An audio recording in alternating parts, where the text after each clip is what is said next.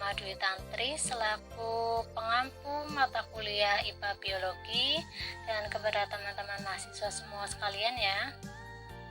Izinkan saya Ria Ayu sebagai anggota kelompok 1 IPA Biologi untuk membuka presentasi berikut ini dengan tema inseminasi buatan.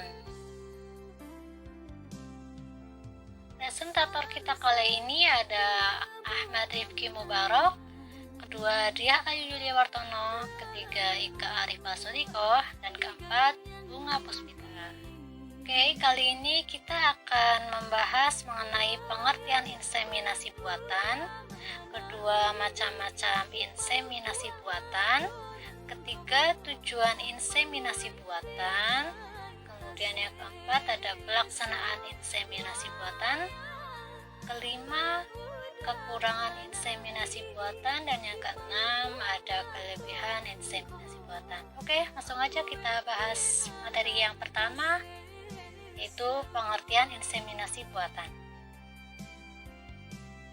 Inseminasi buatan atau yang biasa kita sebut IB adalah salah satu teknologi reproduksi yang mampu dan telah berhasil untuk meningkatkan perbaikan mutu genetik ternak sehingga dalam waktu pendek dapat menghasilkan anak dengan kualitas baik dan dalam jumlah yang besar dengan memanfaatkan pejantan yang unggul sebanyak-banyaknya. Kemudian macam-macam inseminasi buatan. Dalam inseminasi buatan ini kita ada 4 macam. Yang pertama itu intrauterine insemination. Apa itu intrauterine insemination? Itu merupakan suatu prosedur terapi memasukkan sperma yang telah dipersiapkan ke dalam uterus pada saat ovulasi, baik dilakukan dengan teknik simulasi ataupun siklus natural. Nah, kemudian ada indikasi dan intraindikasi IUI. Itu apa yang dimaksud dengan indikasi dan intraindikasi ini?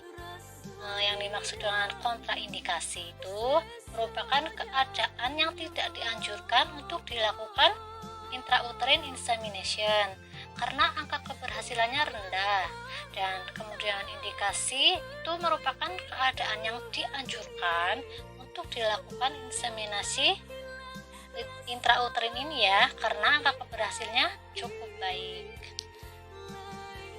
Setelah kita tahu apa itu inseminasi intrauterin dan indikasi kontraindikasinya, kita akan mengetahui ya proses daripada inseminasi intrauterin ini.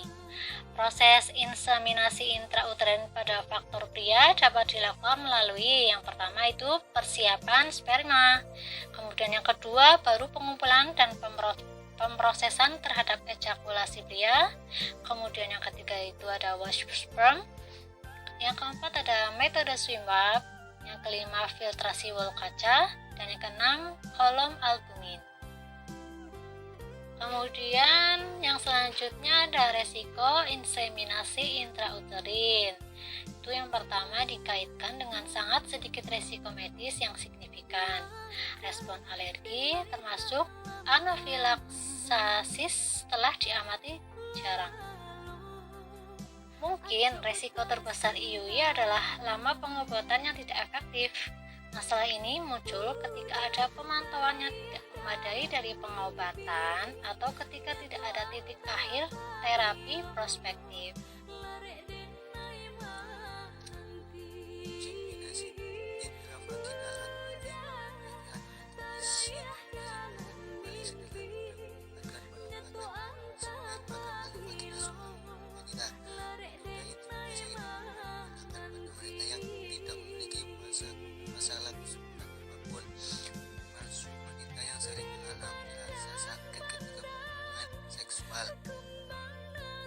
Sayangnya HIV memiliki tingkat keberhasilan yang cenderung rendah daripada IUI sehingga tidak digunakan dan lebih sering dilakukan di rumah masing-masing pasien. Yang ketiga, inseminasi intraservikal atau ISI. Inseminasi intraservikal atau ISI adalah salah satu prosedur inseminasi buatan tertua dan paling sejak tahun 1880-an. Mirip dengan inseminasi intraservikal langsung ke saluran reproduksi wanita untuk meningkatkan kemungkinan kehamilan. Dari serviks, sperma bergerak naik ke rahim dan masuk ke saluran tuba untuk membuahi sel telur. Karena sperma ditempatkan lebih jauh dari tuba falopi daripada di prosedur IU, harga IUC biasanya jauh lebih rendah. Inseminasi intratubal atau ITI. Dapat bukti polos menyebutkan bahwa ITI dapat dilakukan dengan dua cara. Cara pertama yaitu dengan memasukkan sperma ke dalam tuba falopi menggunakan bantuan kater. Sementara cara kedua lebih invasif dan melibatkan pemasukan kamera ke dalam parut, sehingga dapat menemukan saluran telur sehingga sperma dapat ditempatkan pada saluran itu secara langsung, dan terbukti lebih membantu pasangan dengan masalah ovulasi. C. Tujuan inseminasi buatan. Yang pertama yaitu percepat proses regenerasi pada makhluk hidup yang selalu terjadi terus-menerus dan merupakan fenomena alam. Yang kedua, mempertahankan sifat keturunan yang baik. D. Pelaksanaan inseminasi buatan. Langkah yang dilakukan adalah pertama, persiapan, yaitu pengambilan sperma atau semen. Yang ketiga, inseminasi buatan pada indungan. Yang keempat, pengumpulan telur. Yang kelima, evaluasi hasil HB. Yang keenam, metode pementasan. Pengurangan inseminasi buatan. Pertama, pelaksanaan harus higienis. Kedua, pelaksanaannya harus ditangani minimal oleh 2 orang.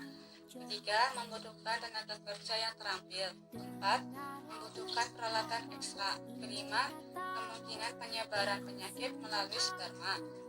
Dan yang terakhir, dapat menurunkan sedikit produksi karena stres, terutama pada beberapa waktu awal inseminasi. Lalu ada kelebihan dari inseminasi buatan. Pertama, dilakukannya seleksi dan persilangan antara induk yang memungkinkan mutu genetik unggul. Kedua, memungkinkan dilakukannya persilangan bagi jantan unggul yang sulit melakukan perkawinan secara alami. Yang ketiga, dapat menghasilkan DOC dalam jumlah banyak, seragam, dan dengan waktu relatif singkat. Keempat, pelaksanaan inseminasi buatan ini sangat mudah dan murah. Dan yang terakhir, meningkatkan fertilitas telur. Perkawinan secara inseminasi buatan dapat meningkatkan fertilitas telur. Thanks for watching. See you next time.